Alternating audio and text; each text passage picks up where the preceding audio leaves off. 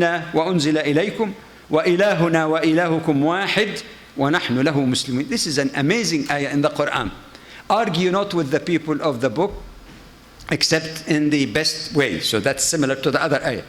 But then says, except for those of them who commit aggression against you. And say to them, we believe in what has been revealed to you, the books that the Quran mentioned, not necessarily in their present form, the original, pristine revelation that Allah has given to you, O people, and what has been revealed to us, that is the last book, the last revelation of Allah, the Quran. And then notice here, your Lord or God and ours is one and the same, and to whom we all submit ourselves in humility. That's an amazing ayah. Why? Because when it comes to the authority of scriptures, there are different views. The Jews stop until just before the coming of Isa alayhi salam, and they say, this is our books. Some Jews, even Samaritan, take only the Pentateuch or the first 5 books as the most authoritative. The Christian believe in the Torah also, but they believe that's why they call it the New Testament. There is a new covenant after the coming of Isa alayhi salam. Muslim believe the Quran is the criterion, muhaymin, and the final book that has been preserved, and it is the standard that one can examine other scripture, previous scripture accordingly, and then whatever agrees with the Quran is accepted, whatever contradicted, it is not accepted, whatever neither accepted or rejected, one can leave, suspend any judgment on it. This is an issue by itself. But there are considerable difference between the 3 communities about which scripture. 5 minutes, that's generous. Inshallah, I'll accumulate another rain check, inshallah. Before. So, there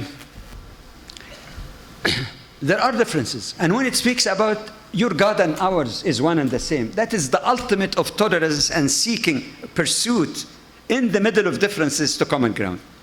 Because the conception about Allah, Muslim may not agree, for example, with some of the Jewish interpretation of chosenness. Is it based on race or righteousness? Is it an unqualified promise or a conditional promise? With Christians, as I mentioned earlier, the notion of divinity of Jesus is not accepted. Actually, Muslim revere Prophet Jesus alayhi salam. He's mentioned in more than 90 ayah in more than 10 surahs in the Quran, always in a very positive way. There is nothing better. There is no better profile for any prophet that you can find in the Quran without any blemish whatsoever. Yet, we believe in him as a great messenger and prophet of Allah, and one of the greatest 5, the others being Noah, Abraham, Moses, and Muhammad sallallahu alayhi wasallam. So, in spite of these theological differences, they can write volumes on this. Yet, the Quran says, all right, Allah knows. He's the one who revealed the differences in the Quran. And it is the same Allah who tells us also that there is something common. It's the same God. We don't accept the formulation of Trinity, for example, but it is the same God. Similarly, in the ayah in the Quran in Surah Al-Imran, قل يا أهل الكتاب تعالوا إلى كلمة سواء بيننا وبينكم ألا نعبد إلا الله ولا نشرك به شيئا ولا يتخذ بعضنا بعضا أربابا من دون الله فإن تولوا فقولوا اشهدوا بأننا مسلمون. Beautiful one.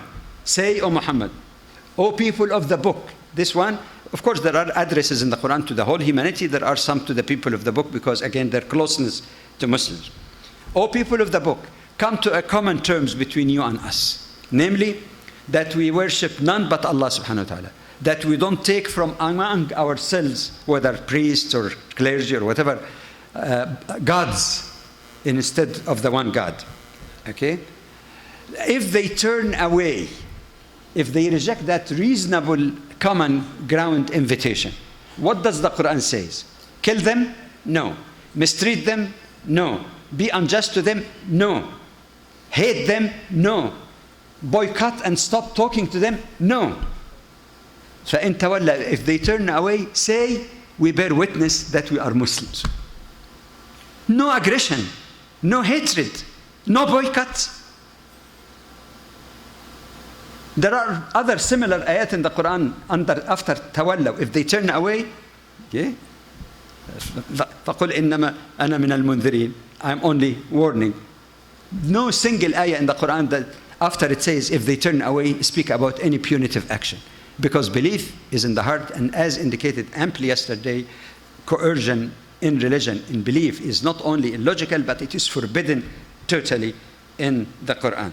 That is one of the best examples in the Quran of toleration, living together, dialoguing in respect, find common agreement. I'm not saying sweeping differences under the carpet. Respectfully and courteously understand those differences, but focus more on the practical joint action with all, not only people of the book, if it is for the common good of all. Don't boycott even in action if it's already consistent with our beliefs.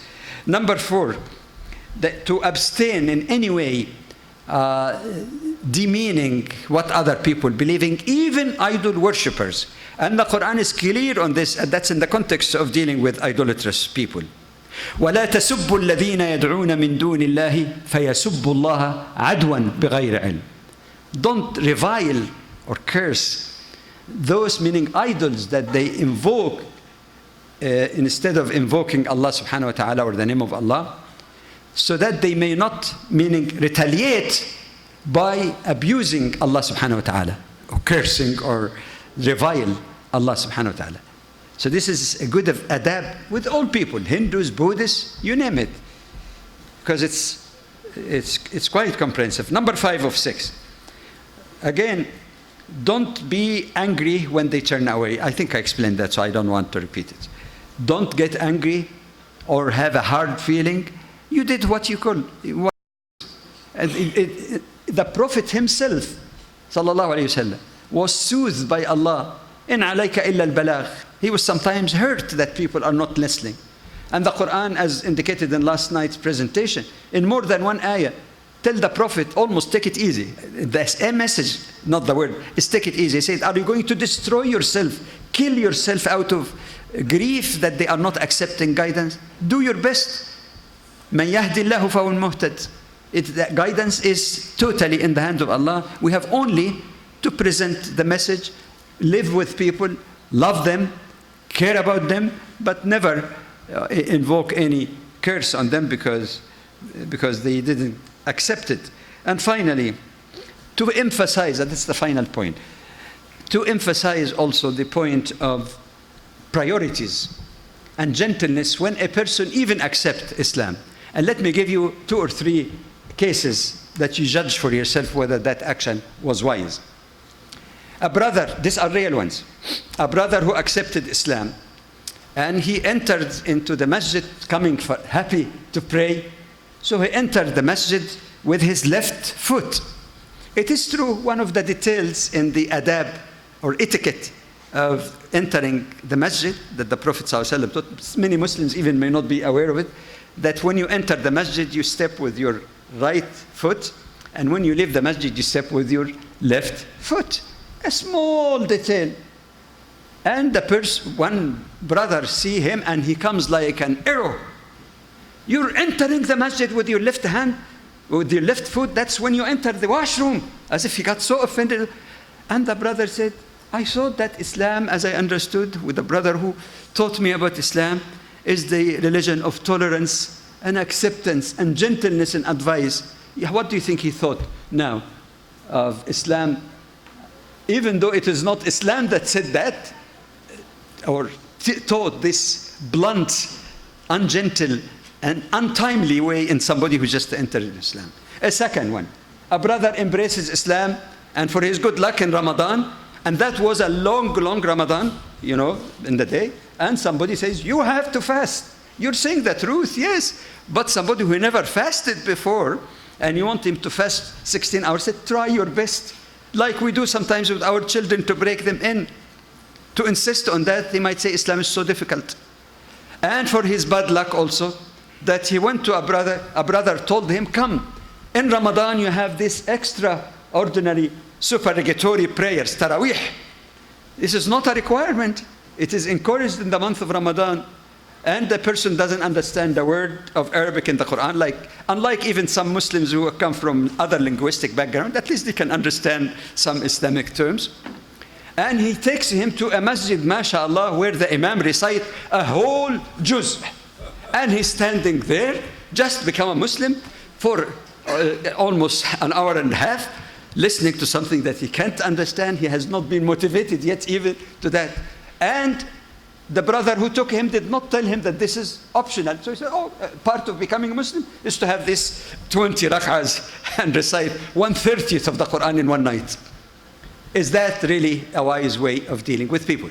A third, real one.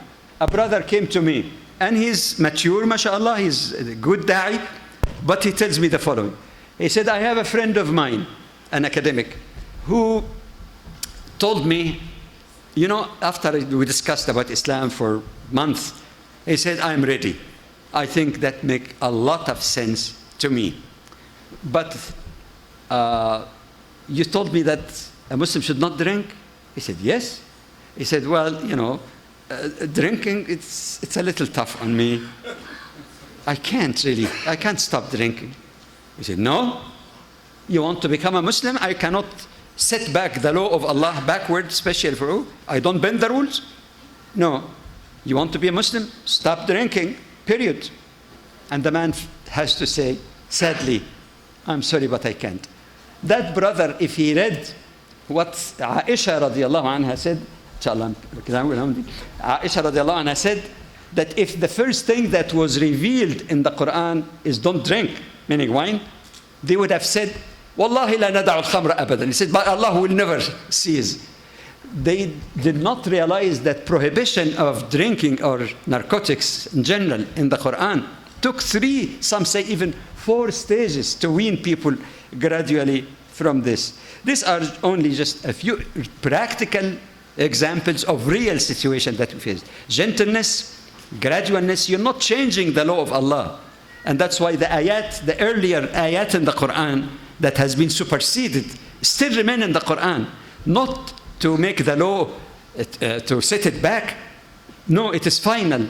But the way you deal with people can follow the model that the Quran followed.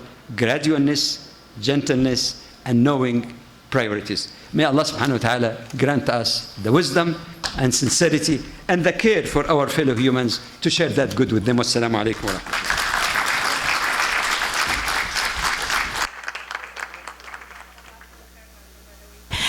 I think one of the things that I took away from you just today is when somebody comes to, I facilitate a dawah class at the ISM, I tell them that Islam was revealed through a prophet 23 years, and I don't expect you to know everything in 1 week or 1 year or 10 years. Let's just make a lot of baby steps. And as a community, I think it's really important to recognize the points that you brought up.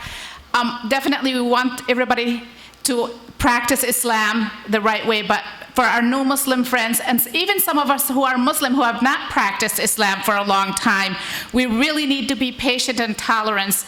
And that takes a lot of energy, and inshallah we will all work on it together. Ameen.